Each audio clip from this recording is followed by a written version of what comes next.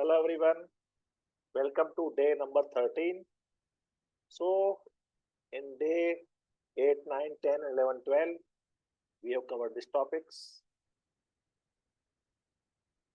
Now it's time to do the assignments. So in the first week, you've done first 50 questions and hopefully you check the answers. Now it's time to do the question from 51 onwards. This is an assignment from question number 51 till how many are there? 100? Yes. So this is your assignment for your full workshop from day 1, day 12, and this is your complete assignment. Complete this. Tomorrow I'm going to post you the answers for all the questions from 51 to 100, and that concludes this 14-day workshop. Thank you.